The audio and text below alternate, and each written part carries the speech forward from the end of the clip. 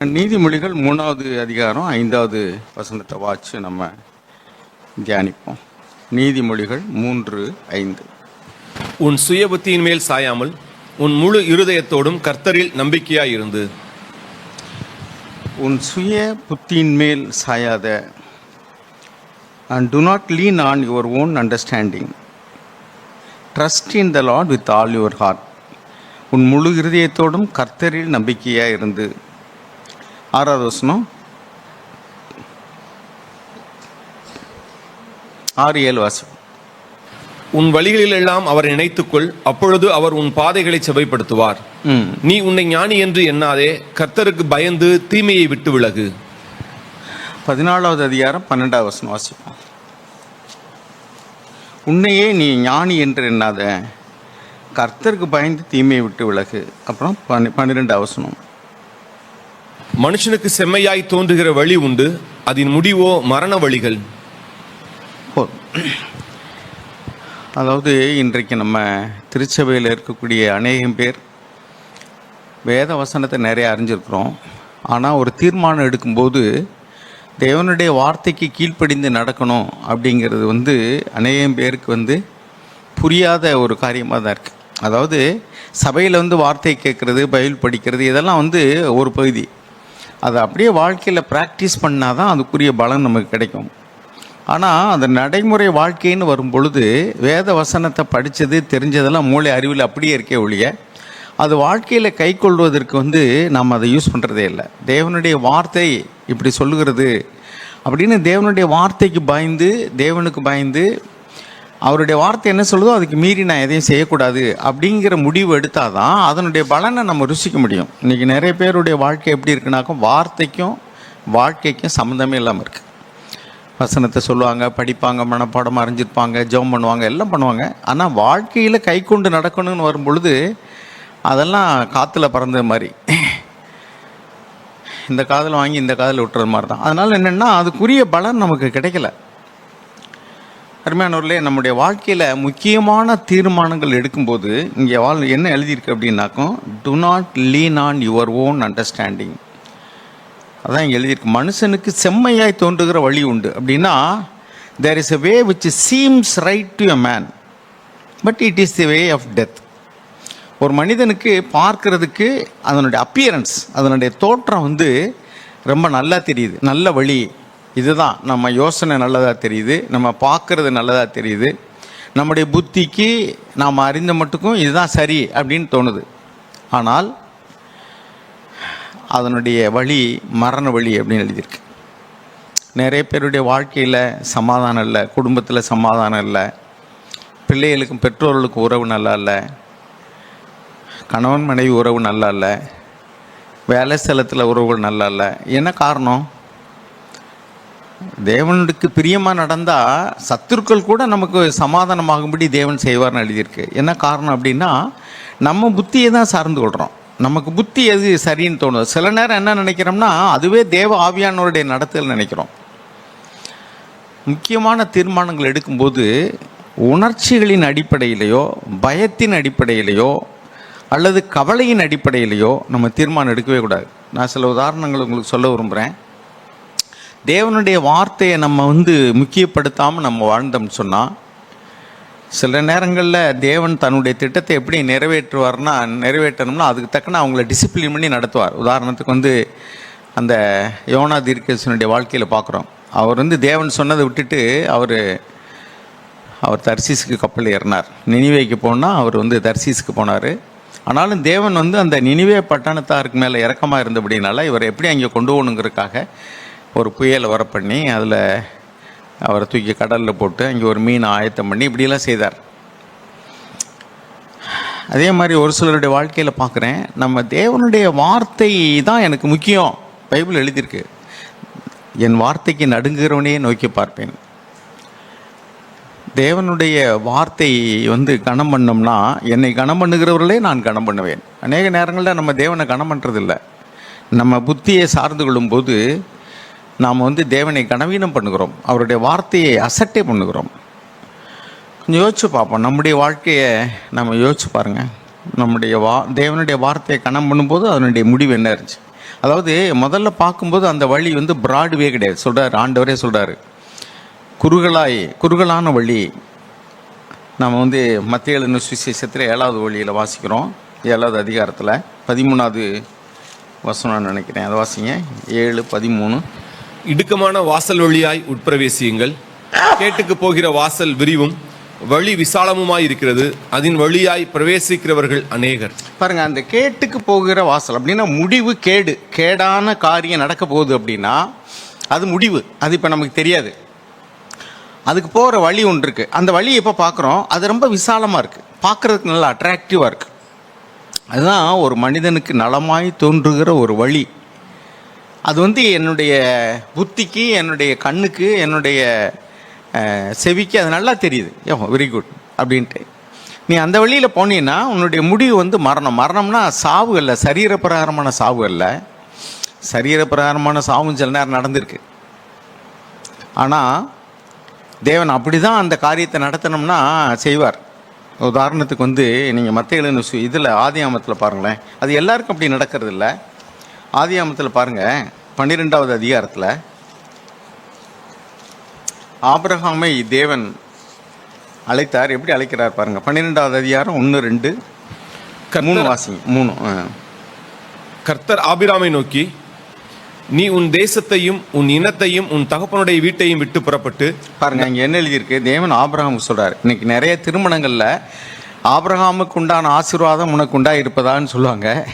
ஆனால் ஆபிரகாமுக்கு உண்டான ஆசீர்வாதம் எவ்வளோ கஷ்டம்னு நிறைய பேர் யோசிக்கிறது இல்லை. ஆபிரகாமுக்கு வந்து தான் தாய் இதை பண்ண விட்டு, இங்கே பாருங்கள், கோ ஃபோர்த் ஃப்ரம் யுவர் கண்ட்ரி, உன்னுடைய தேசத்தை விட்டு போகணும். அடுத்தது அண்ட் ஃப்ரம் யுவர் ரிலேட்டிவ்ஸ், உன்னுடைய சொந்தக்காரங்க. தமிழில் வந்து தகப்பனுடைய வீடுன்னு போட்டிருக்கு, இங்கிலீஷ் என்ன எழுதியிருக்குனாக்கா யுவர் ரிலேட்டிவ்ஸ்.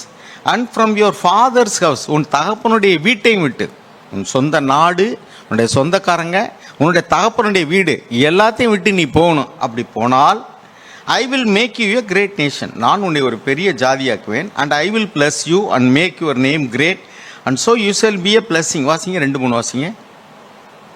நான் உன்னை பெரிய ஜாதியாக்கி உன்னை ஆசீர்வதித்து உன் பேரை பெருமைப்படுத்துவேன், நீ ஆசீர்வாதமாய் இருப்பாய். பாருங்க, அந்த வார்த்தையை கவனிங்க. நான் உன்னை, நீ. பாருங்க, தேவன் ஆபிரகாம் நீன்னு தான் சொல்றாரு, நீங்கள்னு சொல்லவே இல்லை, நீ.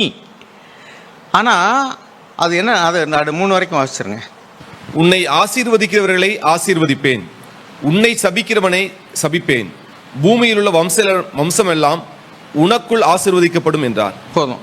இந்த 12ஆம் அதிகாரத்திற்கு முன்னாடி 11ஆம் அதிகாரத்தில் ஒரு பகுதி எழுதியிருக்கு. ஆனால் ஆக்சுவலாக நடந்தது என்னென்னா இதுக்கு பின்னாடி நடந்தது. அதாவது 12வது அதிகாரம் 1வது வசனத்துக்கு பின்னாடி தான் ஆக்சுவலாக இந்த 11 எழுதியிருக்கிற சில விஷயங்கள் வரணும். ஆனால் அது முன்னாடியே வந்துருச்சு. சரி, வாசிப்போம் அதை. பாருங்கள், 29வது வசனத்துலேருந்து வாசிங்க. ஆபிராமும் நாகோரும் தங்களுக்கு பெண் கொண்டார்கள். ஆபிராமுடைய மனைவிக்கு சாரா என்று பெயர், நாகோருடைய மனைவிக்கு மில்கால் என்று பெயர். இவள் ஆரானுடைய குமாரத்தி. அந்த ஆரான் மில்காலுக்கும் இஸ்காலுக்கும் தகப்பன். சாராய்க்கு பிள்ளை இல்லை, மலடியாயிருந்தாள். தேராகு தன் குமாரனாகிய ஆபிராமையும் ஆரானுடைய குமாரனும் தன் பேரனுமாயிருந்த லோத்தையும் தன் குமாரன் ஆபிராமுடைய மனைவியாகிய தன் மருமகள் சாராயையும் அழைத்து கொண்டு அவர்களுடனே ஊர் என்கிற கல்தையருடைய பட்டணத்தை விட்டு கானான் தேசத்துக்கு போக புறப்பட்டான். பாருங்க, இங்கே தான் 12வது அதிகாரம் 1வது வசனத்தில் எழுதியிருக்கு, நீ ஊர் என்னும் கல்தையருடைய தேசத்தை விட்டு நீ போகணுன்ற அழைப்பு இங்கே தான் வருது. ஆனால் அது முன்னாடியே அது எழுதியிருக்கு, போக புறப்பட்டான். யார் போக புறப்பட்டா? தேரான்னு எழுதியிருக்கு. அப்படின்னா யார்? தேராங்கிறது யார்? ஆபிரகாமுடைய அப்பா. தமிழில் தேராகுன்னு போட்டிருக்கு இல்லையா, இங்கிலீஷில் தேரா. சரி, இப்போ பாருங்கள், ஆபிரகாமை தான் தேவன் அழைக்கிறாரு கானானுக்கு போகும்படிக்கு. ஆனால் இப்போ யார் கூட போகிறா? ஆபிரகாம் தானே போகணும். ஆபிரகாமுக்கு கூட வேணா பின்னாடி வரலாம். ஆனால் பேரை இங்கே எப்படி இருக்குனாக்கா டேரா தான் கூட்டிகிட்டு போகிறான்னு போட்டிருப்பாருங்க. டேரா took Abraham his son and Lot the son of Haran. பாருங்க, லோத்து எல்லாம் கூப்பிடவே இல்லை தேவன், தேராலாம் கூப்பிடவே இல்லை. தேவன் வந்து சொல்கிறது நீ போன்னு தான் சொல்கிறார். நீ போ, நீ வா, அப்படி தான் சொல்கிறாரு.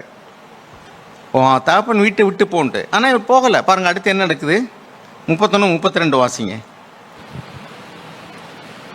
31, 32 வாசி. தேராகு தன் குமாரனாகிய ஆபிராமையும் ஆரானுடைய குமாரனும் தன் பேரனுமாய் இருந்த லோத்தையும் தன் குமாரன் ஆபிராமுடைய மனைவியாகி தன் மருமகள் சாராயையும் அழைத்து கொண்டு அவர்களுடனே ஊர் என்கிற கல்தையருடைய பட்டணத்தை விட்டு கானான் தேசத்துக்கு போக புறப்பட்டான். ம். அவர்கள் ஆரான் மட்டும் வந்தபோது அங்கே இருந்து விட்டார்கள். அங்கே இருந்து விட்டார்கள். கானான் என்னும் தேசத்துக்கு போகும்படி தேவன் சொல்றாரு.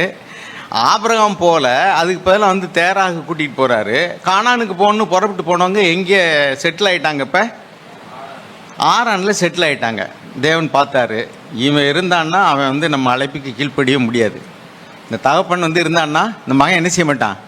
கீழ்ப்படிய மாட்டான். அடுத்து என்ன நடந்து பாருங்க, 32 வசனம். தேராகுடைய ஆயுசு நாட்கள் 205 வருஷம். தேராகு ஆரானிலே மரித்தான். தேராக வந்து ஆண்டவர் எடுத்துக்கிட்டார். இவனை வந்து இங்கே விட்டா என்ன நடக்காது? இவன் நம்ம வார்த்தைக்கு கீழ்ப்படிய அவன் மகனை இவன் விட மாட்டான். அதனால் அவனை எடுத்துக்கிட்டார். இப்படி தான் தேவன் வந்து ஆபிரகாமினிடத்தில் தான் அழைத்ததை நிறைவேற்றும்படிக்கு தீர்மானிக்கும் போது அதுக்கு தடையாக யார் வந்தாலும் வேறு வழியே இல்லை. அதே மாதிரி தான் அவன் யோனா தீர்க்கதரிசியினுடைய வாழ்க்கையில் நினிவே பட்டணத்தில் உள்ளவங்கள யோனா மூலமாக எச்சரிக்கணும். ஆனால் அவன் போகாமல் அவன் வெறுப்பாக இருக்கிறான். எவ்வளோ தூரம் அவன் கோபத்தில் ஒரு தீர்மானம் எடுத்திருக்கான் பாருங்கள். தேவனே சொல்கிறாரு நீ நினிவேக்கு போன்னு சொல்லிட்டு அவனுக்கு கோபம் அந்த ஜனங்கள் மேலே. எந்த ஜனங்கள் மேலேனா அந்த நினிவே பட்டணத்தார் அவ்வளோ மோசமான ஆட்கள். அதனால் அவனுக்கு வந்து தேவனுடைய வார்த்தைக்கே கீழ்ப்படிய மனதில்லை. அதனால் நினிவேக்கு போனால் அவன் தர்சீஸ்க்கு போகிறான். இங்கிட்டு போனால் இங்கிட்டு போகிறது மாதிரிக்க. தேவன் என்ன பாரு, தூக்கி இவனை கடலில் போடுங்களான்ட்டு. கடலில் போட்டவொடனே என்னாச்சு? ஐயோ அப்பான்னு கத்தி மீன் வயிற்றுக்குள்ள போனோன்னு அப்புறம் சொன்னது கேளு. இப்படி தான் சில பேர் தேவனை ஆசீர்வதிச்சா கீழ்ப்படிய மாட்டாங்க, பெருமை அடைஞ்சிருவாங்க. அவனுக்கு ஒரு அடி அடித்து அவனுக்கு காலையோ கையோ ஒடிச்சாச்சுன்னு என்ன ஆகும்? ஐயோ அப்பா அம்மாங்க என்கிட்ட சில பேர் வந்து பேசியிருக்காங்க. ஏன்னா தேவன் வந்து ஒரு லெவலில் வரைக்கும் தான் பார்ப்பார். அதுக்கு மேலே போச்சுன்னா சரி, காட் வில் டீல். தேவனுடைய வார்த்தைக்கு கீழ்ப்படியலை, மனுஷருடைய ஆலோசனை கீழ்ப்படியலை, என்னுடைய புத்தி என்னுடைய அறிவு என்ன சொல்லுதோ அதை தான் நான் கேட்பேன். I can. இந்த கிறிஸ்துவ வாழ்க்கை என்ன தெரியுமா? Repentance from self centredness to God centredness. தேவனை, அதாவது சுயத்தை மையமாக கொண்டு வாழ்க்கக்கூடிய வாழ்க்கையிலிருந்து மனம் திரும்பி தேவனை அவருடைய வார்த்தையை மையமாக கொண்டு வாழக்கூடிய ஒரு வாழ்க்கைக்கு திரும்புறது தான் கிறிஸ்தவ வாழ்க்கையை. இதைத்தான் நம்ம எபேசியரில் வாசிக்கிறோம் பாருங்க, எபேசியர்கள் நிருபத்தில். ஆனால் நம்ம வந்து என்ன நினைக்கிறோம்னா, இந்த சுய மையம் கொண்ட வாழ்க்கை வந்து பாவத்தின் ஆணி வேறு நம்ம நினைக்கிறதே இல்லை. நம்ம பெரும்புது என்ன நினைக்கிறோம்? உபச்சாரம்னா பாவம், திருடுனா பாவம், கொலைனா பாவம். ஏன் இதெல்லாம் செய்கிறான்? அவனுடைய சுய கௌரவம் பாதிக்கப்படும் போது கோபத்தில் கொலை செய்கிறான், அல்லது சுய நலத்துக்காக தான் அவன் வந்து இன்னொருடைய மனைவியையோ பிள்ளைகளையோ இச்சிக்கிறான். அப்போ இதெல்லாம் என்னென்னா சுய மையம் கொண்ட வாழ்க்கை தான். பாவத்தினுடைய ஆணி வேர் எங்கே இருக்குன்னா சுயத்தில் இருக்குது, பண ஆசையில் இருக்குது, பெருமையில் இருக்குது. அப்போ இங்கே பாருங்கள், எபேசியர் 2:3 வாசிங்க.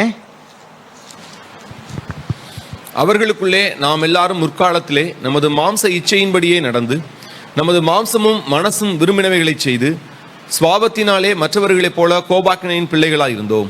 Among them we too all formerly lived in the lusts of our flesh, indulging the desires of the flesh and of the mind, and were by nature children of wrath. என்ன அப்போ நாம் வந்து மற்ற ஜனங்கள் சுற்றி இருக்கிறவங்கள என்ன பண்ணுறாங்கன்னா தங்களுடைய இஷ்டம் போல் வாழ்கிறாங்க, அவர்களுடைய இச்சைகளின்படியே நடந்து. அதான் they will live a self-centered life. அவர்களுடைய மாம்சம்னா என்ன? மனது, செல்ஃப் வில். அது என்ன சொல்லுதோ அதை தான் செய்வாங்க. அவங்களுடைய இச்சைகளின்படியே நடந்தாங்க, நாமளும் அப்படியே நடந்தோம், கோபாக்கினியின் பிள்ளைகளாக இருந்தோம். அப்போ செல்ஃப் சென்டர்ட் லைஃப், சுய மையம் கொண்ட அல்லது சுயத்தை திருப்திப்படுத்தக்கூடிய என் மாம்ச இச்சைகளின்படி நடக்கக்கூடிய வாழ்க்கை, அது தேவனுடைய கோபாக்கினைக்கு உள்ளாக்கக்கூடியதான ஒரு வாழ்க்கை. அப்படி தான் நம்ம வாழ்ந்துக்கிட்டு இருந்தோம். தேவன் இரக்கத்தினால நம்மளை ரட்சித்தார். அப்போ நம்ம வந்து எந்த ஒரு காரியத்தையும் செய்யும் பொழுது இது தேவசித்தமா அப்படின்னு கேட்டு செய்கிறவங்க தான் ஆவிக்குரியவர்கள். எனக்கு நலமாய் தோன்றது செய்கிறோம்னா அவங்க பூமிக்குரியவர்கள். நம்ம சொல்லலாம், நம்ம கிறிஸ்தவ பேரை வச்சுக்கலாம், கிறிஸ்தவ சபைக்கு போகலாம், கிறிஸ்தவ ஐக்கிய சபைன்னு மேன்மையாக பேசிக்கலாம். ஆனால் நம்முடைய வாழ்க்கையில் எவர்கள் தேவனுடைய ஆவியினால் நடத்தப்படுகிறார்களோ அவர்கள் தான் தேவனுடைய புத்திரர்கள். கலாத்தியர்கள் நிறுவனம் 5வது அதிகாரம், கலாத்தியர் 5:15 வாசிங்க. 16. பின்னும் நான் சொல்லுகிறது என்னவென்றால், ஆவிக்கேற்றபடி நடந்து கொள்ளுங்கள், அப்பொழுது மாம்ச இச்சையை நிறைவேற்றாதிருப்பீர்கள். ஆவிக்கேற்றபடி நடந்து கொள்ளுங்கள், அப்பொழுது மாம்ச இச்சையை நிறைவேற்றாதிருப்பீர்கள். 25வது வசனம் வாசிங்க. நாம் ஆவியினாலே பிழைத்திருந்தால் ஆவிக்கேற்றபடி நடக்கவும் கடவும். நம்ம ஆவியினால தான் பிழைத்திருக்கோம் அப்படின்னு சொன்னால் ஆவிக்கேற்றபடி நடங்க. பாருங்க, அப்போ அடுத்தடுத்து ஒரே இதில் 16, 25 2 வசனத்தில் தேவன் எதை வலியுறுத்துறாருன்னா ஆவிக்கேற்றபடி நட. உனக்கு நலமாய் தோன்றுகிற வழியில் நடக்காத. தேவன் சொன்னார், இந்த கனியை புசிக்காத, புசிக்கும் நாளில் நீ சாகவே சாவாய். ஆனால் அவளுக்கு அந்த கனியவே பார்க்குறாள். அது ரொம்ப பார்வைக்கு இன்பமும் ரொம்ப புத்தியை தெளிவிக்கிறதுக்கு இன்பமாக இருந்தது என்று கண்டு, அங்கே வாசிக்கிறோம் பாருங்க ஆதியாகமத்தில். அவள் பார்வைக்கு it appeared very good, very nice. அப்போ பார்க்குறதுக்கு ஒரு பெண்ணை பார்க்கும்போது அழகாக இருக்காங்க, ஆணை பார்க்கும்போது நல்ல வாட்ட சாட்டமாக ஸ்மார்ட்டாக இருக்காங்க. It appears very good. இந்த கனியை பூசி சாப்பிட்டா எவ்வளோ நல்லாயிருக்கும். அது யார் சொன்னாலும் அந்த வார்த்தையை காதில் அதாவது ஆத்திரக்காரனுக்கு புத்தி மட்டும்பாங்கல்ல. பாருங்க, இந்த இதில் 3வது அதிகாரம் ஆதியாகமம் 6வது வசனம் வாசிங்க. 6வது வசனம். அப்பொழுது ஸ்திரீயானவள் அந்த விருட்சம் புசிப்புக்கு நல்லதும் பார்வைக்கு இன்பமும் புத்தியை தெளிவிக்கிறதற்கு இச்சிக்கப்படத்தக்க விருட்சமாய் இருக்கிறது என்று கண்டு அதன் கனியை பறித்து புசித்து தன் புருஷனுக்கும் கொடுத்தால் அவனும் புசித்தான். பாருங்க, அவன் ஏன் அந்த புசித்தா அப்படின்னா இட் அப்பியர்ட் வெரி குட். பார்வைக்கு இந்த பாருங்க, when the woman saw that the tree was good for food, அந்த மரமே நல்லா இருந்துச்சு. and that it was a delight to the eyes, கண்ணுக்கு ரொம்ப நல்லா இருந்துச்சு. and the tree was desirable to make one wise, அது புத்தியை தெளிவிக்கிறதாக இருந்தது. இதுதான் ஒரு மனிதனுடைய வழிகள். அவனுக்கு it seems good, it appears good. அது மிகவும் பார்க்கறதுக்கு இன்பமாக இருக்கு. அது நல்லா தெரியுது, கவர்ச்சியாக தெரியுது. பார்க்குறதுக்கு அழகாக இருக்கிறது எல்லாமே நல்ல சரக்கு கிடையாது. நம்ம இதில் வாசிங்களேன், நீதிமொழிகளில் 31வது அதிகாரம் 30வது வசனம் வாசிங்க. நீதிமொழிகள் 31:30.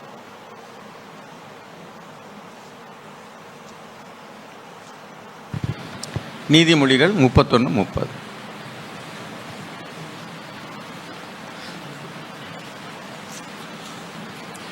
சௌந்தரியம் வஞ்சனை உள்ளது, அழகும் வீண். கர்த்தருக்கு பயப்படுகிற ஸ்திரீயே புகழப்படுவாள். பாருங்க, ஒரு திருமணம் அப்படின்னு வரும்போது நிறைய பேர், நிறைய வாலிபர்கள் இன்னைக்கு ஆவிக்குரியவர்கள் சொல்லும் போதும் கூட பெரும்பாலும் அவங்க கலராக இருக்கிறாங்களா, பார்க்கறதுக்கு அழகாக இருக்கிறாங்களா, இதைத்தான் பார்க்குறாங்க. அதான் இங்கே என்ன எழுதியிருக்குன்னா, அழகு வஞ்சனை உள்ளது. Charm is deceitful and beauty is vain. அப்போ அப்படி அழகுன்னு பார்த்து ஒரு தீர்மானம் எடுக்கும்போது அவங்களுடைய கேரக்டரை பற்றி கவனிக்க மறந்துடுறாங்க. இன்றைக்கி திருமணம்லாம் வரும்போது நிறைய பேருக்கு, பெண்களுக்கும் சரி ஆண்களுக்கும் சரி, நம்ம நிறைய அட்வைஸ் பண்ணுறோம். நீங்கள் ஸ்பிரிச்சுவல் மைண்டடான்னு பாருங்கள். அவங்க பெண்கள் ஆண்களை துணையை தேடணும்னா என்ன யோசிக்கிறாங்கன்னா, அவங்க நல்ல சம்பளம் வாங்குறாங்களா, நல்ல வேலையில் இருக்காங்களா, நல்ல பதவியில் இருக்காங்களா, அவங்க ஃபேமிலி நல்ல ரிச்சா அப்படின்னு பார்க்குறாங்க.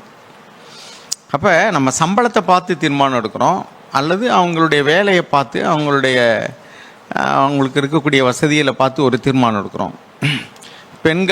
ஆண்கள் பார்க்கும்போது பெரும்பகுதி அழகாக இருக்கிறாங்களா, அவங்க ஒழுக்கமுள்ளவங்களாக இருக்காங்களா, குணசாலியான சரியா, அப்படி பார்க்குறதில்ல.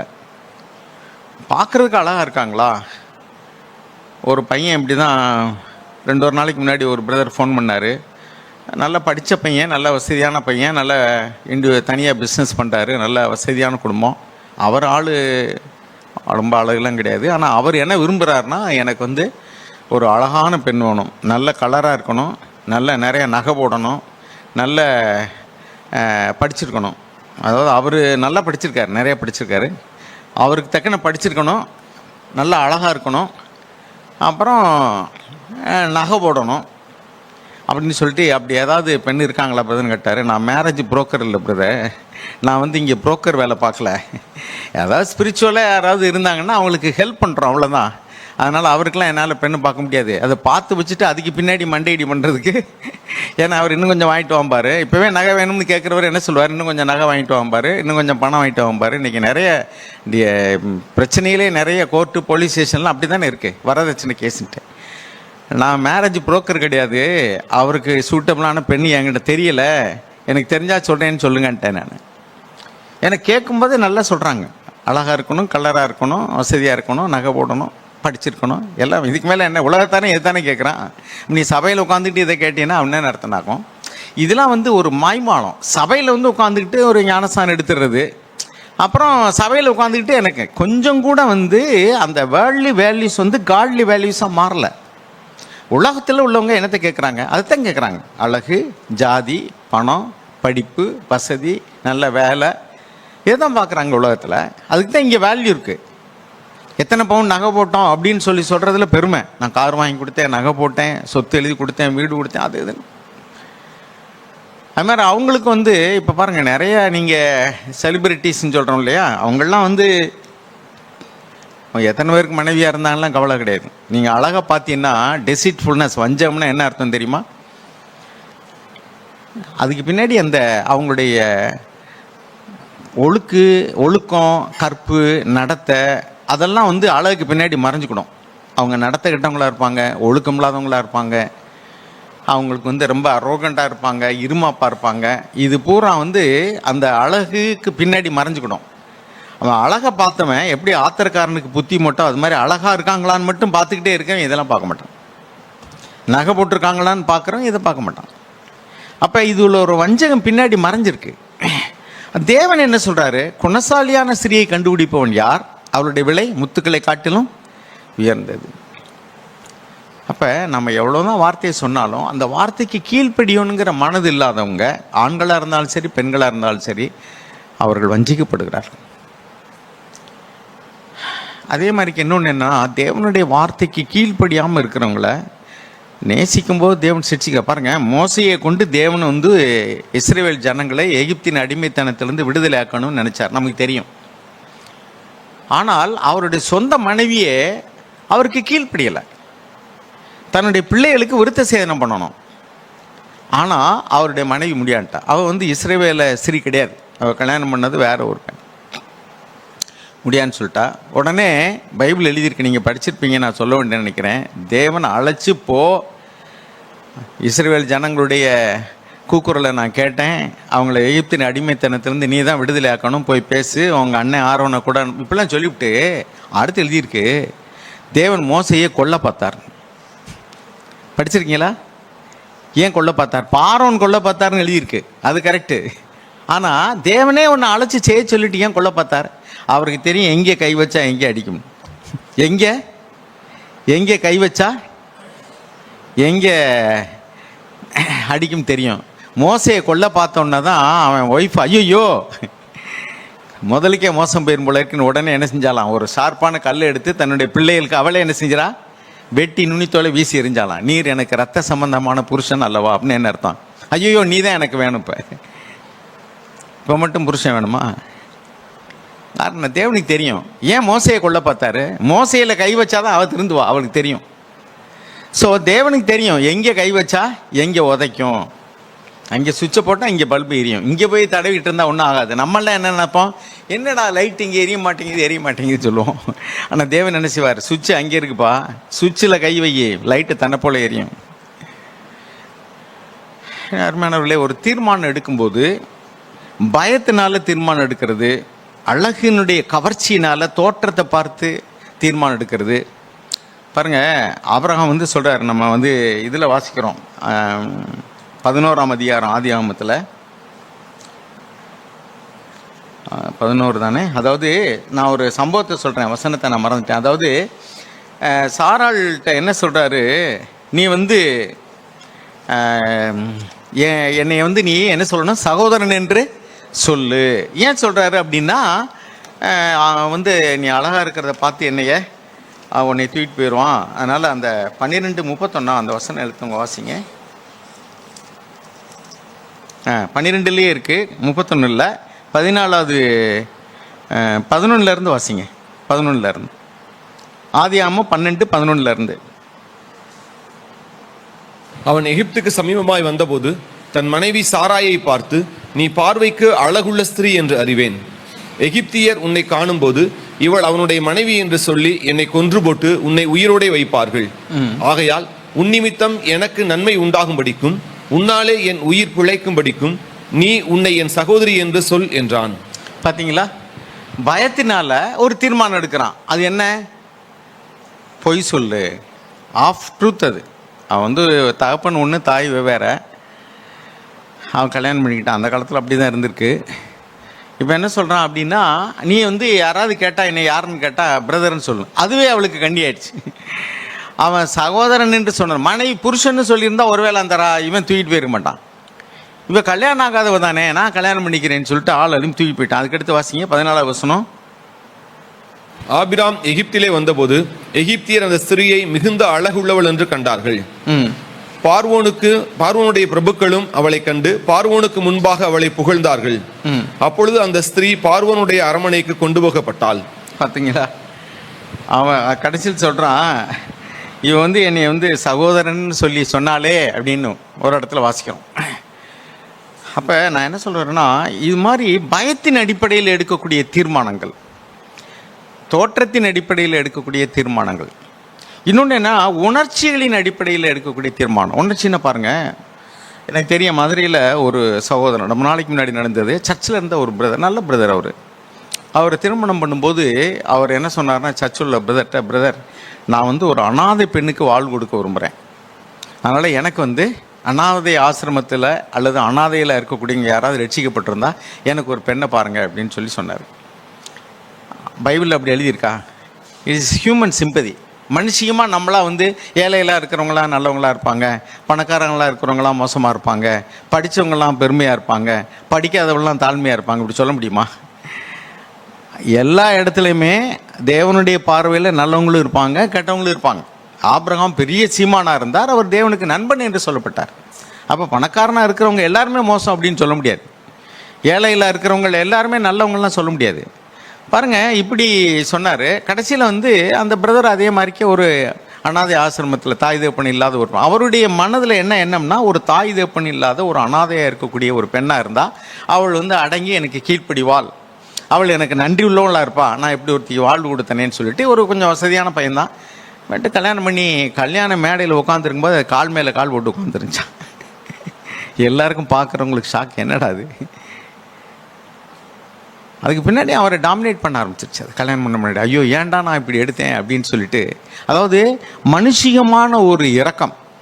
அதே மாதிரிக்கே நம்ம உதவி செய்யும் போதும் பார்த்தீங்கன்னா, சில பேர் வந்து ஒன்றுமே இல்லாத மாதிரி நடிப்பாங்க. நான் நிறைய ஏமாந்துருக்கேன் இந்த மாதிரி உதவி செய்கிறதுல. ஈவன் சர்ச்சிலேருந்து உதவி செய்கிறதுல கூட உதவி செஞ்சுட்டு, ஐயோ ரொம்ப வசதி இல்லை, அவங்களுக்கு வேலை இல்லை, அவங்களுக்கு வந்து மருத்துவத்துக்கு வசதி இல்லை அப்படின்லாம் நினச்சி உதவி செஞ்ச பின்னாடி, அதுக்கு பின்னாடி அவங்கள்ட்ட பேசும்போது பார்த்தா அவங்க ஏகப்பட்ட சொத்து உள்ளவங்களாக இருக்காங்க. நிலமாக கிடக்குது, நகையாக இருக்குது, பணமாக இருக்குது. ஒரு சிலர் சொல்கிறாங்க, நான் இத்தனை லட்சம் இவருக்கு கொடுத்தேன், இங்கே இவ்வளவு நகை இருக்குது, இவ்வளவு இடம் இருக்குது. சரி, நான் தான் பைத்தியக்காரனாக இருக்கேன், அவங்களோட நான் தான் ஏழை உண்மையிலேயே. ஏன்னா அவங்க வீட்டில் நிறைய அவங்களுக்கு நகை இருக்குது, பணம் இருக்குது. பார்க்கும்போது பார்த்தீங்கன்னா தோற்றத்தின்படி பார்த்தா அப்படியே ரொம்ப தரித்திரல் போல் இருப்பாங்க. ஏதாவது வியாதி வரும், வைத்தியம் பார்க்க மாட்டாங்க, கேட்டால் காசு இல்லைன்ற மாதிரி இருப்பாங்க. பார்த்துக்கிடுவோம். நான் நிறைய ஏமாந்திருக்கேன் இது மாதிரி, உண்மையிலே சொல்கிறேன். நான் ஐம் அன்வைஸ். எப்படின்னா ஹியூமன் சிம்பதி, மனுஷியமான ஒரு இறக்கம். அவங்கள பார்க்கும்போது ஐயோ பாவம் ஏழையாக இருக்கிறாங்களே அப்படின்னு நினச்சி நம்ம இறங்குவோம். அதான் வேதத்தில் சொல்லியிருக்கு, நீ உன்னுடைய புத்தியை, சுய புத்தியை சார்ந்து கொள்ளாத, நீ உதவி செய்யணும்னாலும் தேவன்கிட்ட போ.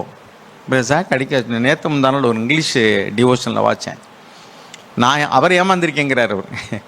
அங்கே என்னென்னா, கடன் கேட்டு நான் கொடுத்துருக்கேன். ஏன்னா பைபிள் என்ன எழுதியிருக்கு வசனம், இந்த வசனத்தையும் கூட நம்ம பேலன்ஸ்டாக பார்க்கணும், ஒரு வசனத்தை மட்டும் பிடிச்சிட்டு போகக்கூடாது. என்ன சொன்னார்னா, கேட்குற எவனுக்கும் கொடுன்னு எழுதியிருக்கு. சர்ச்சுக்கு வந்தவங்க ஒரு சிலர் வந்து கடன் கேட்டாங்க, நான் கொடுத்தேன். அவன் மறுபடியும் வந்து கேட்டாங்க, அவன் குடிக்கிறதுக்கு காசு வாங்கியிருக்கான், அவன் திருப்பி கொடுக்கணுங்கிற எண்ணமே கிடையாது. நான் போய் ஆண்டவரே, ஏன்னா உங்கள் வார்த்தை இப்படி சொல்லுதே, கேட்குற எவனுக்கும் கொடுன்னு எழுதியிருக்கு, நான் கொடுத்தேன். ஏன்னா குடியாரனாக இருக்கிறான், திரும்ப கேட்டுக்கிட்டே இருக்கிறான், கொடுக்குற எண்ணமா இல்லையே, இது எப்படின்னு கேட்கும்போது தேவன் சொன்னாராம், நீ சம்பாதிச்சது, வானம் பூமி யாருடையது, பூமியும் அதன் நிறைவும் கர்த்தருடையது. அப்போ நீ வச்சிருக்கிற பணம் எல்லாம் என்னுடையது நினச்சிருந்தா நீ என்னைய கேட்டிருப்ப, நீ ஏன் முடிவு எடுத்துட்ட, பாவம். அதனால தான் அவனை ஏமாத்திட்டான். ஆனால் ஆண்டவர் இயேசு எப்படி வாழ்ந்தார் தெரியுமா? யோவான் 17 வாசிக்கிறோம், என்னுடையவைகள் யாவும் உம்முடையவைகள், தேர்ஃபோர் உம்முடையவைகள் யாவும் என்னுடையவைகள். அப்போ நமக்குள்ளே இருக்கக்கூடிய பணம் வசதி எல்லாமே தேவனே நீங்கள் கொடுத்தது, உங்களுடையது. I M A caretaker. என்னை அதுக்கு அனுபவிக்கும்படி நீங்கள் கொடுத்து வச்சுருக்கீங்க. இந்த பூமி அப்படி தான், மனுஷன்லாம் என்னுடையதுன்னு நினைக்கிறான், இது ஏன் விட்டுன்னு. தேவன் என்ன சொல்கிறார்? தேவனுக்கு சொந்தமானது, யாரும் இங்கே நிலையாக வச்சுக்க முடியாது. கொஞ்ச காலம் நீ அனுபவிக்கும்படிக்கு. அதுதான் பவுல் பேதுரு சொல்வார், இங்கே வீடென்று நாடென்று நம்ம சொல்லக்கூடாது, பரதேசியெல்லாம் தங்கி இருக்கிறோம். இந்த பூமியில் உள்ள நிலத்துக்கெல்லாம் யார் தான் ஒரிஜினல் ஓனரு தெரியாதா? யாரு? தேவன். அப்போ நம்ம வாடகை வீட்டில் ஒத்திக்கு வாடகைக்கு இருக்கிற மாதிரி இருக்கிறோம் இந்த பூமியில். நம்ம பீரியடு முடிஞ்ச உடனே நம்ம அது இருக்கும் அடுத்து இன்னும் எத்தனையோ தலைமுறைக்கு இருக்கும், நம்ம மாறிடும், ஓனர்ஷிப் ஆட்டோமேட்டிக்காக மாறிடும். என்னுடையதுன்னு சொல்கிறவன்லாம் வீடு காடு வயல் விவசாயம் எல்லாத்தையும் விட்டுட்டு போயிடுவான். என்னுடையதுனாக்கா அவர் இறந்த உடனே அவருடையன்னு சொல்லுவாங்களா? அவர் அவ்வளோதான், அவருடைய ஓனர்ஷிப் முடிஞ்சு வச்சு. ஏப்பா பீரியடு முடிஞ்சு வச்சு 3 வருஷம் காலி பண்ணி வீட்டைன்னு சொல்லி ஓனர் நிற்கிறது மாதிரிக்க என்ன இப்படி தான். ஆனால் நம்ம என்ன நினைக்கிறோம்னாக்கோ, நம்ம தான் ஆண்டு எல்லாத்தையும் அனுபவிக்கிற போல் நினைக்கிறோம். சரி, இப்போ என்ன சொல்கிறோன்னா, நம்ம எடுக்கக்கூடிய தீர்மானங்கள் பயத்தின் அடிப்படையிலையோ, பொருளாசையின் அடிப்படையிலையோ, கவர்ச்சி மாய தோற்றத்தின் அடிப்படையிலோ, ஈவன் ஏழை எளியவங்களுக்கு உதவி செய்யும்போது கூட நம்ம தோற்றத்தின்படி நம்ம நிறைய நேரத்தில் தீர்ப்பு செஞ்சு ஏமாந்துடும். இப்போ வர்றாங்க யாராவது கேட்குறாங்கன்னா, சும்மா ஒரு ஏதோ 5-10 உங்கள் திராணி கொடுத்துட்டு போகிறீங்கன்னா அது வேறு. அது ஒரு பெரிய ஏமாற்றத்துக்குள்ளேயோ அல்லது பிரச்சனைக்குள்ளே கொண்டு வராது. ஆனால் நாம் அதை நம்ம பணத்தை நம்ம ரொம்ப தயாளமாக கொடுக்கறது போல், நம்ம தயாளமாக எப்போ கொடுக்கணும் அப்படின்னா, நல்லா அவங்க தெரிஞ்சு அவங்க ஸ்பிரிச்சுவலாகவும் அவங்க உண்மையான தேவையில் இருக்கிறாங்க அல்லது கஷ்டப்படுறாங்க. அப்போ நம்ம ஒர்த்து தான் அப்படின்னா இது நம்ம விசாரிக்கிறது இல்லை, கேட்குறதில்ல, தோற்றத்தின்படி தீர்ப்பு செஞ்சோம்னு சொன்னால் கண்டிப்பாக இப்படி தான் நடக்கும். நிறைய மெட்ரிமோனியல் வெப்சைட்டில் பார்த்து நிறைய திருமணம் பண்ணுறாங்க, கடைசியில் ஃபெயிலியர் ஆகுது. சில பேர் சோசியக்காரன்ட்ட போய் பொருத்தம் பார்க்குறாங்க. சோசியக்காரன்ட்ட கூட கொஞ்சம் காசு கொடுத்தா பொருத்தம் இல்லாதெல்லாம் பொருத்தம் ஆக்கிடுவான். இதுக்கு 2 கூவாத சேவலையும் காசையும் கொண்டுட்டு வா, நான் சரி பண்ணிடுறேன்பா. அப்படி தான் நிறைய பேர் செய்கிறாங்க. காசு கப்பியை கொடுத்தா அவங்க, அது உண்மையே போய் நமக்கு தெரியாது. நான் என்ன சொல்ல வரேன்னா, இப்படி தான் நிறைய பேர் ஏமாறுறாங்க. சரி, அது மாதிரி பயத்தின் அடிப்படையிலையோ, அப்புறம் கோபத்தின் அடிப்படையில் நம்ம இவரை பார்த்தோம். யோனா தீர்க்கதரிசி எந்த அடிப்படையில் தீர்மானம் எடுத்தார்? கோணம், அவருக்குள்ளே இருக்கக்கூடிய பகை உணர்வு. இவங்களுக்கு என்னமா மனம் திரும்பினா ரட்சிக்க போகிறாரு இவர். இவங்க மனம் திரும்பவும் கூடாது, இவங்களுக்கு ரட்சிப்பும் கூடாது, இவங்கெல்லாம் அழியணும். பழி வாங்கக்கூடியதான கோப உணர்வு. எப்படி புயல் அடிக்கும்போது காற்றடிக்கும்போது விதைச்சோம்னா அது போய் குறிப்பிட்ட இடத்துல சேராதோ, அதே மாதிரிக்க நம்ம கோபமாக இருக்கிற சூழ்நிலையில் எடுக்கக்கூடிய டெசிஷன் தேவனுடைய வழியில் சரியான தீர்மானம் நம்ம எடுக்க முடியாது. அதனால் உணர்ச்சி வசப்படுறதுன்னு சரி, கோவப்படுறதும் சரி, உணர்ச்சியின் அடிப்படையில் தீர்மானம் எடுக்கிறதும் சரி, தவறாக தான் முடியும். ஆத்திரக்காரனுக்கு புத்தி மட்டும். தேவனுடைய வார்த்தைக்கு கீழ்ப்படுகிறவருக்கு தான் தேவன் பரிசுத்த ஆவியை தருவார். நம்ம கலாத்தியர் 5:16 25 வாச்சோம், ஆவிக்கு ஏற்றபடி நடந்து கொள்ளுங்க, ஆவியிலே ஜீவிங்க அப்படின்லாம். ரோமர் 8:14 வாசிக்கிறோம், தேவனுடைய புத்திரர் யாருன்னா எவர்கள் தேவனுடைய ஆவியினால் நடத்தப்படுகிறார்களோ அவர்கள் தான் புத்திரன்னு சொல்கிறோம். இந்த ஆவியை எப்போ தேவன் கொடுக்குறாரு? அப்போஸ்தலர் 5:32 எழுதியிருக்கேன். என்ன எழுதியிருக்கு? வாசிங்க.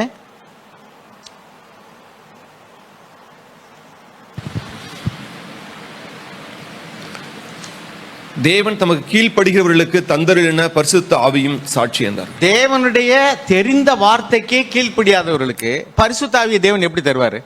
அப்புறம் ஆவியை எப்படி நடத்துவார்? ஆவியானவர் நம்மள தெரிஞ்ச வார்த்தைகள், நமக்கு கீழ்ப்படிய முடிந்த வார்த்தைகள், அதுக்கு நம்ம கீழ்ப்படிக்கு ரெடியாக கிடையாது. பாருங்க, நான் முதல்ல சொன்னேன், வார்த்தையில் கேட்கிறவனுக்கும் கொடுன்னு அப்படியே போகக்கூடாது, பேலன்ஸ்டாக போகணும். சாக் சொன்னதை நான் கேட்டேன். பேலன்ஸ்னு என்ன அர்த்தம்? ஒரு வசனத்தை மட்டும் பார்க்காத இன்னொன்னையும் பார். பைபிள் எழுதியிருக்கு, உன் தகப்பனையும் தாயையும் கனம் பண்ணுவான். இது தேவனுடைய வார்த்தையா இல்லையா? வார்த்தை. உன் வாழ்நாள் நீடித்திருப்பதற்கும் உனக்கு நன்மை உண்டாயிருப்பதற்கும் உன் தகப்பனையும் தாயையும் கனம் பண்ணுவாங்க. இன்னொரு வார்த்தையும் இருக்கு, அது என்னது? என்னை காட்டிலும் உன் தாயோ தகப்பனையோ கனம் பண்ணலாம், நீ எனக்கு பாத்திரன் அல்ல. அதுவும் தேவனுடைய வார்த்தை தான். இப்போ 2 வார்த்தையும் சமநிலையில் எடுத்தா 2 ரெக்கையும் அடித்தாதான் சமம் பறக்க முடியும். ஒத்த ரெக்கையை மட்டும் அடித்து பறந்தா சுற்றி சுற்றி தான் வரணும். இப்போ நம்ம ஒரு பகுதியை மட்டும் பார்க்குறோம். தாயும் தகப்பனையும் கனம் பண்ணணும். ஒரு சகோதரன் சொன்னாராம் தன்னுடைய மகன்கிட்ட. அவர் நகையெல்லாம் பேசி கல்யாணத்தை நிச்சயம் பண்ணிட்டாரு மகனுக்கு. மகன்கிட்ட சொல்லியிருக்கிறாரு, இதையெல்லாம் போய் மூப்பர்கிட்ட சொன்னேன் பார்த்துக்க, தாயும் தகப்பனையும் கனம் பண்ணுவேன் போட்டுருக்கு, நான் சொல்கிறதுக்கு நீ கீழ்ப்படியணும் அப்படின்னு சொல்லிட்டாரு. கடைசியில் ஒரு குறிப்பிட்ட அளவு நகை போட்டு 30 பவுன் நம்ம நகை போட்டாங்க, போட்டு அந்த கல்யாணத்தில் முடிச்சிட்டாங்க. நாங்கள் எங்களுக்கு அப்போ கிடைச்ச வெளிச்சத்தின்படி நகை போட்டு கல்யாணம்னா போக மாட்டோம். அதுவும் கேட்டே நகை வாங்கியிருக்காங்க டவுரியாக, நாங்கள் வரலைன்னு சொல்லிட்டோம். கொஞ்ச நாள் கழித்து கல்யாணம் பண்ணி நல்லா தான் இருந்தாங்க. திடீர்னு ஒரு நாள் பெட்டுக்கு அடியில் அந்த 30 பவுனையும் வச்சுட்டு அவங்க சர்ச்சுக்கு போயிருக்காங்க. போயிட்டு திரும்பி வந்து பார்க்குறாங்க, நகையை காணும். 30 பவுன் க்ளோஸ். மனிதனுக்கு நலமாய் தோன்றுகிற வழி ஒன்று. அந்த நகை வந்து கேட்காம போட்டிருந்தா பிரச்சனை இல்லை.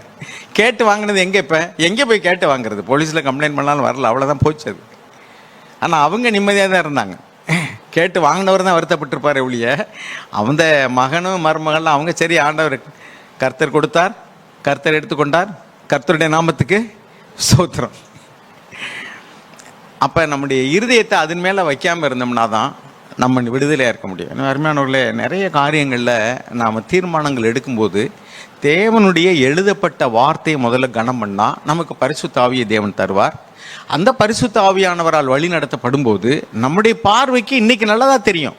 பாருங்க, யோவான் எழுதின சுவிசேஷம் 13வது அதிகாரம் 7வது வசனம் வாசிங்க. யோவான் 13:7. இயேசு அவனுக்கு பிரதியுத்தரமாக, நான் செய்கிறது இன்னதென்று இப்பொழுது நீ அறியாய், இனிமேல் அறிவாய் என்றார். பாருங்க, தேவன் என்ன சொல்றாரு? இப்படி செய்யக்கூடாது. பேதுரு சொல்றாரு, அதுக்கு முன்னாடி நான் காலை கழுவணும். ஆண்டவர் சொல்றாரு, நீங்க வந்து என் காலை கழுவுறதா கூடாதுங்கிறாரு. சொல்றாரு, நான் இப்போ ஏன் இதை செய்யறேன்னு உனக்கு தெரியாதுப்பா, பின்னாடி தெரியும் அப்படின்னு சொல்றாரு. பாருங்க, அதே மாதிரி தான் யோவான் சாணகிட்ட போய் ஞானசானம் எடுக்க போகும்போது வந்து, நான் உம்மிடத்தில் வர வேண்டியிருக்க, நீர் என்னிடத்தில் வர வேண்டியிருக்க சொல்றாரு. இப்பொழுது எனக்கு இடம் கொடு. ஏன்னா உனக்கு தெரியாது, இப்போ நான் ஏன் இதை இப்படி செய்கிறேன்னு உனக்கு தெரியாது. அவங்கெல்லாம் கீழ்ப்படிஞ்சிட்டாங்க. அப்படியா, சரி. பேதுரு கீழ்ப்படிஞ்சார். சரி, என் காலை கழுவுங்க. அவங்க இப்போ தெரிஞ்சு கீழ்ப்படியாங்களா? இல்லை. அவரே சொல்லிட்டார், இப்போ உனக்கு விளங்காது, பின்னாடி விளங்கும். நான் ஏன் சொல்கிறேன் இப்படி? தகப்பனின் தாய் என்னை காட்டில் அதிகமாக நேசிக்கக்கூடாது. எதுக்கு சொல்கிறாரு? தாய் தகப்பனை வெறுத்து அவங்களெல்லாம் அநீதி பண்ண, உன்னை பெற்று வளர்த்தவங்கெல்லாம் அவங்களெல்லாம் குப்பையில் தூக்கி போட்டு போ அப்படின்னு சொன்னார். இல்லையே, 2 வார்த்தை இருக்குது. உன் தாயின் தகப்பனை கணம் பண்ண வேண்டிய இடத்துல கணம் பண்ணு. தேவனுடைய வார்த்தையை ஒன்று சொன்னால் அதை முதல்ல கணம் பண்ணு. ஃபஸ்ட்டு தேவனுடைய வார்த்தை, 2வது அது ஏன்னு உனக்கு இப்போ புரியாது, பின்னாடி புரியும். நான் பார்த்துருக்கிறேன் அநேக வார்த்தைகள் வந்து இப்போ என்னுடைய வயதுக்கு தக்கன நான் அனுபவத்துக்குள்ள கடந்து வரும்போது எவ்வளவு தத்ரூபமாக இருக்குது தேவனுடைய வார்த்தைகள். முதலாவது தேவனுடைய ராஜ்யத்தையும் நீதியும் தேடு, மற்றதெல்லாம் உனக்கு கூட கொடுக்கப்படும். எத்தனையோ காரியங்களில் நான் இப்போ அனுபவபூர்வமாக நான் அனுப்பிக்கிறேன். என்ஜாய் தான். ஆண்டவரே, நம்முடைய வார்த்தைகள் எவ்வளவு உயிருள்ளதாக இருக்குது, எவ்வளோ உண்மையுள்ளதாக இருக்குது. அது வந்து அந்த வார்த்தைக்கு கீழ்ப்படிய நமக்குள்ள ஒரு சமாதானம், ஒரு சந்தோஷம், ஒரு இளைப்பாறுதலான ஒரு வாழ்க்கை. அந்த வார்த்தையினுடைய மேன்மை நமக்கு புரியலை. நமக்கு அந்த வார்த்தையெல்லாம் சிலுவையை போல இருக்கு. கிறிஸ்துக்குரியவர்கள் மாம்சத்தையும் அதன் ஆசை இச்சைகளையும் சிலுவையில் அறைந்திருக்கிறாருன்னு கலாத்தியர் 5:24 எழுதிட்டு தான் அடுத்து வந்து என்ன எழுதியிருக்கு? ஆவிக்கு ஏற்றபடி நடந்து கொள்ளுங்கள் எழுதியிருக்கு 25வது வசனத்தில். அப்போ 24 கலாத்தியர் 5:24 பாருங்க, ஆவியினாலே பிழைத்திருந்தால் ஆவிக்கேற்றபடி நடத்திருங்க கூடம் எழுதியிருக்கேன் 25ல். அதுக்கு முன்னாடி வசனம் எப்படி இருக்கு?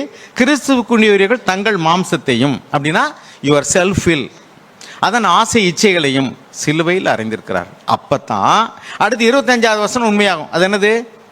நம்ம ஆவியினாலே பிழைத்திருந்தால் ஆவிக்கேற்றபடி நடக்கவும் கடவும். நீ சிலுவையில் அறையலைன்னா ஆவிக்கேற்றபடி நடக்க முடியாது. மாம்சம் ஆவிக்கு விரோதமாகவும் ஆவி மாம்சத்துக்கு விரோதமாகவும் போராடுகிறது. நாம் செய்ய வேண்டியவர்களை செய்ய விடாதபடிக்கு ஒன்றுக்கன்றது விரோதமாக இருக்கு. மனுஷியமான அன்பு, பண ஆசை, உலக ஆசை, கவர்ச்சி, இதெல்லாம் தேவனுடைய வார்த்தைக்கு கீழ்ப்படிய வேண்டிய சீரியஸ்னஸ் நமக்கு இல்லாமல் போயிடுது. அதை வந்து மழுங்கடிச்சிருது. ஆனால் நான் தேவனுடைய வார்த்தையை தான் எனக்கு முக்கியம். அது என்ன விளக்கரை செலுத்தினாலும் சரி, தேவன் சொல்லியாச்சுன்னா அதுதான். தேவனுடைய வார்த்தைக்கு பயந்து நடுங்கிறவர்களே நான் கணம் பண்ணுவேங்கிறாரு. அப்போ தேவனுடைய வார்த்தை தான் எனக்கு பிரதானம். அது சொல்லிருச்சுன்னா, தேவனுடைய வார்த்தையில் ஒன்று இருக்குன்னா, அது என் தாய் சொன்னாலும் சரி, தகப்பன் சொன்னாலும் சரி, என் ஜீவனே போனாலும் சரி, எனக்கு உண்டான எல்லாவற்றையும் இழக்க வேண்டிய நஷ்டத்துக்கு நான் ஆளானாலும் சரி, நான் தேவனுக்கு அதுதான் செய்வேன் அப்படின்னு நம்ம தீர்மானம் எடுத்துட்டோம்னா, அப்போ அதனுடைய ரிசல்ட் என்னன்னா ஜீவனுக்குள்ளே பிரவேசிப்போம். இயேசு கிறிஸ்து வாழ்ந்த ஒரு வாழ்க்கை. அவர் இந்த பூமியில் வாழும் பொழுது பாருங்க, அவர் ஜீவனே போனாலும் தேவனுக்கு ஏன் கீழ்ப்படிந்தார்னா, அவர் அந்த பாடுகளுக்குள்ள கடந்து போகும்போதும் கூட தேவனை விட்டு விலகாத காரணம் என்னென்னா, அவர் தன்னுடைய மாம்ச இச்சையை சிலுவையில் அறைந்திருந்தார். அந்த சரீர பிரகாரமான ஃபிசிக்கல் கிராஸ் தான் நமக்கு தெரியுது. இயேசு அப்படின்னா அந்த சிலுவை, மரச்சிலுவை, அவர் சிலுவையில் அறையப்பட்டது. ஆனால் அவர் பூமியில் வாழும் பொழுது உயிரோடு இருக்கும்போதே சொன்னார், எவ்வளோ எனக்கு பின்னே வர விரும்பினா தன் சிலுவையை எடுத்துக்கொண்டு என்னை பின் செல்ல கடவன்னார். ஏன்னா அவர் அப்போவே சிலுவை எடுத்துட்டார். அப்போவே என் சித்தம் அல்ல உம் சித்தம் நான் தான் சொல்ல ஆரம்பிச்சிட்டார். அதனால தான் நீ என்னை பின்பற்றி வரணும்னா அதை செய்யின்னு சொன்னார். சரி, கடைசியாக ஒரு வார்த்தையை சொல்லி நான் முடிக்கிறேன். அருமையானவர்களே, நாம் இப்படி தேவனுக்கு பிரியமாக வாழணும்னா நான் கலாத்தியர்கள் நிறுவத்தில் 5வது அதிகாரத்தில் ஒரு ஃபுட் நோட்டை வாசிச்சுட்டு நான் உங்களுக்கு முடிக்கிறேன். கலாத்தியர் 5:25 என்னுடைய வேதாகமத்தில் உள்ளதான ஃபுட் நோட்டை வாசிக்கிறேன். God is interested in every part of our lives, not just a spiritual part. நம்ம ஆவிக்குரிய காரியத்துக்கு மாத்திரம் தேவன் அக்கறை உள்ளவராக இல்லை, நம்ம எல்லா காரியத்திலும் ஆவிக்குரிய பூமிக்குரிய எல்லா காரியத்திலும் அவர் அக்கறை உள்ளவராக தான் இருக்கிறாரு. As we live by the Holy Spirit's power, we need to submit every aspect of our lives to God.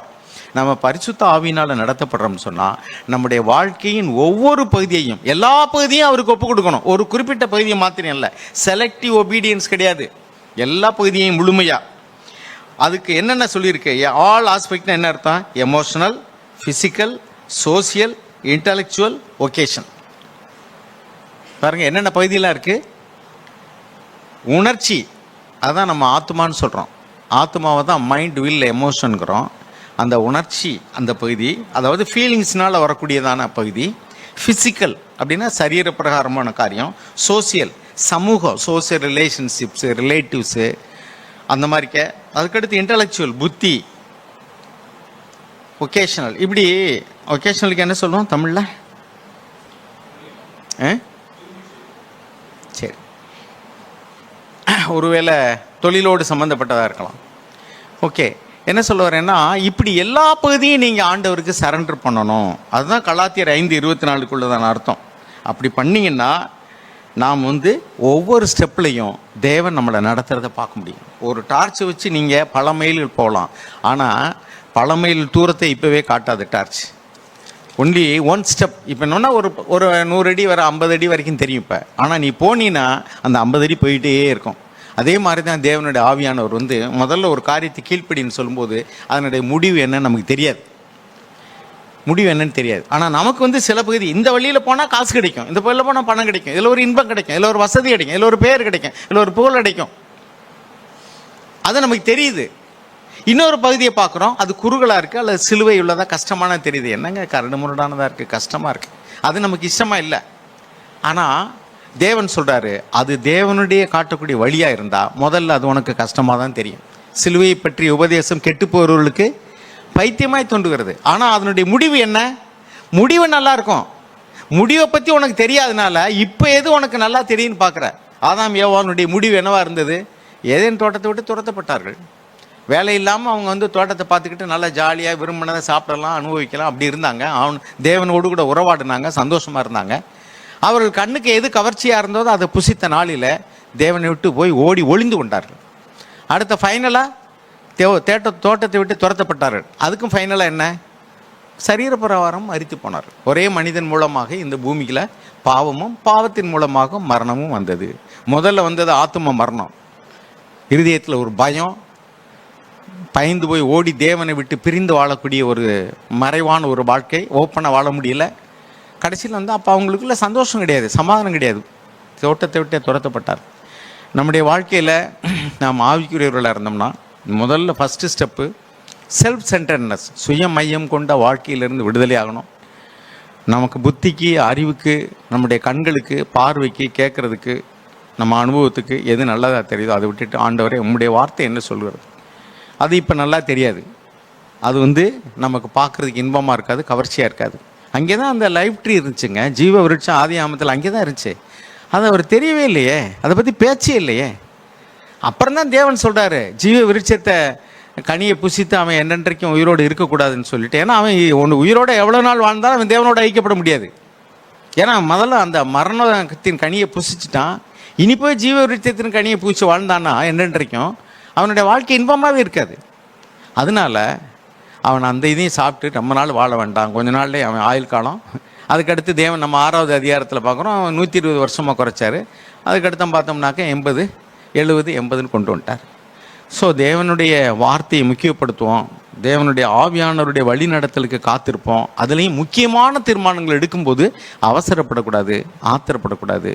ரொம்ப நிதானமாக ஜெபம் பண்ணி தேவனுடைய வழி நடத்தலுக்காக காத்திருக்கணும். அப்படி காத்திருக்கும்போது எனக்கு நலமாய் தோன்றுகிறதையெல்லாம் சிலுவையில் வச்சுட்டு, கிறிஸ்துக்குரியவர்கள் மாம்சத்தையும் அதன் ஆசை இச்சைகளையும், அப்படின்னா மாம்சம்னா என்னுடைய செல்ஃப் வில், அதையெல்லாம் சிலுவையில் அரைஞ்சிட்டணும். ஆண்டவரே என் சித்தம் அல்ல உம் சித்தம் நாதான் அப்படின்னு போனோம்னா அதனுடைய முடிவு சந்தோஷமாக இருக்கும். கர்த்தர் நம் கண்களை திறந்தருள்வாராக. இதை நம்ம ப்ராக்டிக்கல் லைஃப்பில் கடைப்பிடிக்கணும். ஆமென்.